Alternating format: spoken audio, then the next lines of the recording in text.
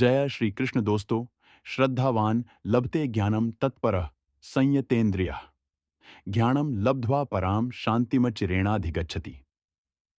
अर्थ श्रद्धावान मनुष्य और अपनी इंद्रियों पर संयम रखने वाले मनुष्य ही अपनी तत्परता से ज्ञान प्राप्त करते हैं, और जब उन्हें ज्ञान प्राप्त हो जाता है तो फिर उन्हें शीघ्र ही परम शांति अर्थात भगवान की प्राप्त हो जाती है।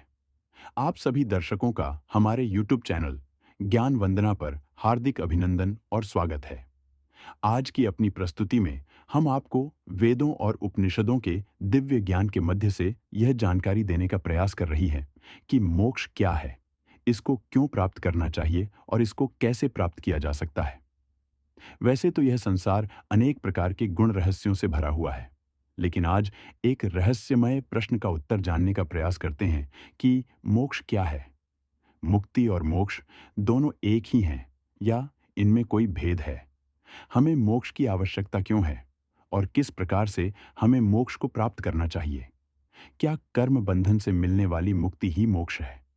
यह एक ऐसा विषय है जिसके बड़े में प्रत्येक मनुष्य को अवश्य ही जानना चाहिए। वास्तव में मोक्ष को समझने से पहले हमें सुख और दुख को समझना होगा, क्योंकि मोक्ष का आधार सुख और दुख ही है।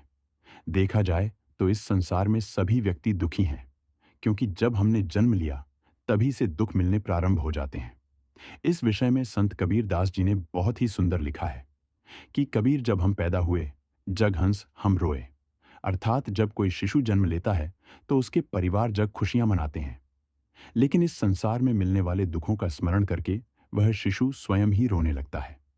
कुछ ऐसी ही बात तुलसीदास जी ने भी श्री रामचरितमानस में लिखा है कि जन्मत मरत दुहस दुख होई।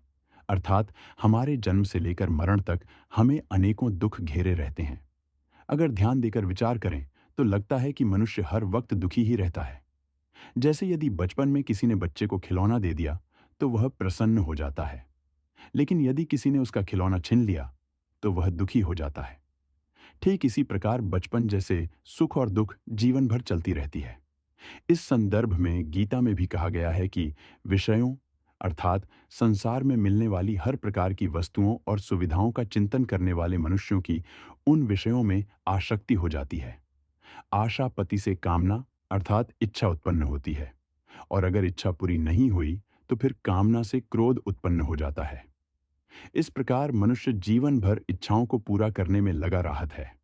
अगर उसकी इच्छा पूरी हो जाए तो उसे सुख प्राप्त होता है, अगर उसकी इच्छा पूरी नहीं हुई तो उसे दुख प्राप्त होता है, और दुख से फिर क्रोध उत्पन्न होता है, और फिर क्रोध उत्पन्न होने से उसकी मति अर्थात बुद्धि भ्रमित हो सकती है और वह पाप करने लगता है।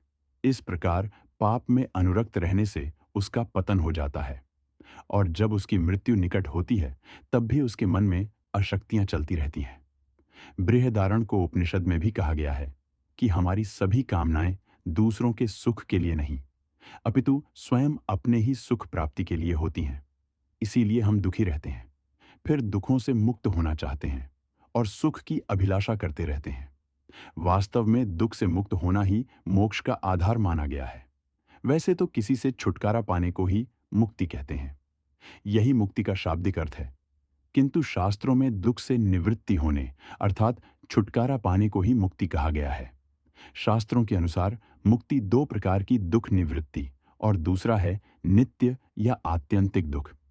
निवृत्ति आदित्य में दुख कुछ डर के लिए चला जाता है। जैसे मनुष्य जब सोता है तो उसे नींद आ जाती है, और नींद आने पर उसका दुख उसे समय विस्मृत हो जाता है। इस अवस्था में उसे किसी प्रकार का दुख नहीं होता है, परंतु जैसे ही उसकी नींद खुल जाती है तो फिर से वह कम क्रोध लाभ इत्यादि दुखों से पुनः घर जाता है। इस प्रकार इस स्थिति को मुक्ति कहा जाता है, अर्थात कुछ पल के लिए दुखों से छुटकारा मिलने को ही मुक्ति कहते हैं, परंतु सदैव के लिए दुखों से मुक्त होना और आनंद मिल जान को नित्य या आत्यंतिक दुख निवृत्ति कहते हैं। अर्थात एक ऐसी अवस्था जिसमें व्यक्ति सदा के लिए दुखों से मुक्त हो जाता है और सदा के लिए आनंद प्राप्त कर लेता है। इसे ही मोक्ष कहा जाता है। इस प्रकार हम कह सकते हैं कि नित्य आत्यंतिक दुख निवृत्ति को ही मोक्ष कहते हैं। उपनिषद में भी कहा गया है कि वही रस है।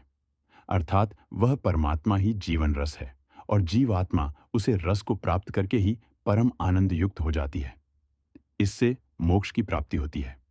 अब वेदों के शब्दों में समझते हैं कि मनुष्य दुखी क्यों है।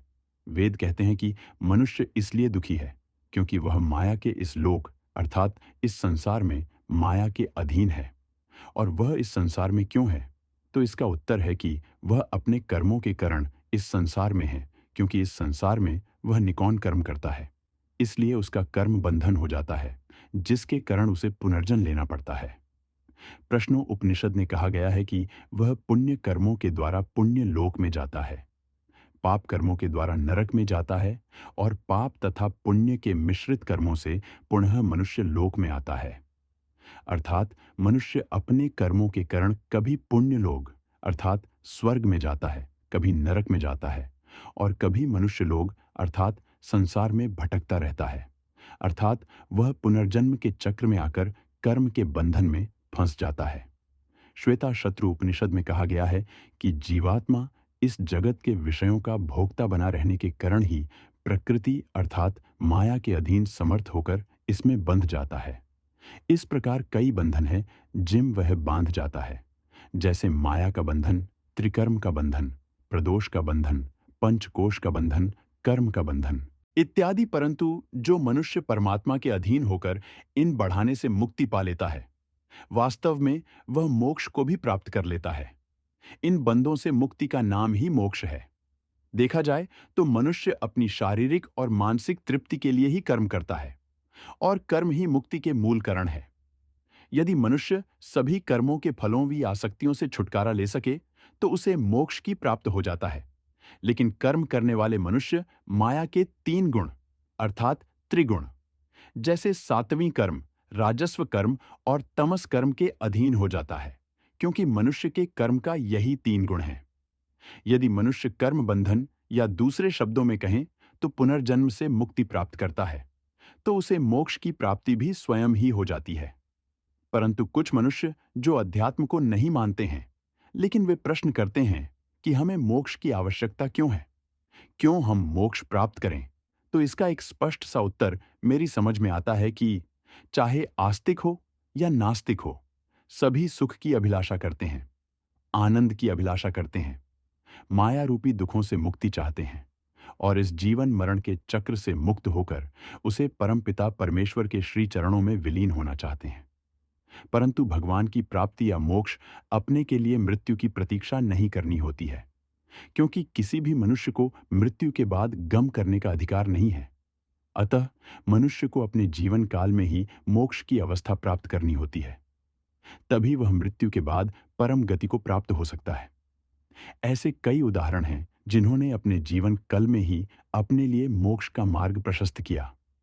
गोस्वामी तुलसीदास जी, कबीर दास जी, सूरदास जी, मीराबाई, भक्ति प्रहलाद तथा राजा परीक्षित आदि भक्त हुए, जिन्होंने अपने जीवन कल में भगवान अर्थात मोक्ष को प्राप्त किया, फिर संसार को छोड़ने के बाद परम गति को प्राप्त हुए।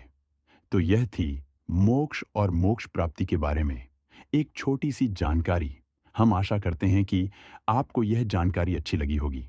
अगर अच्छी लगी हो तो वीडियो को लाइक करें और हमारे चैनल को सब्सक्राइब करने का कष्ट करें। अगर आपने हमारा चैनल पहले से ही सब्सक्राइब कर रखा है तो इसके लिए हम हृदय की अनंत गहराइयों से आपका कोटि कोटि धन्यवाद करते हैं।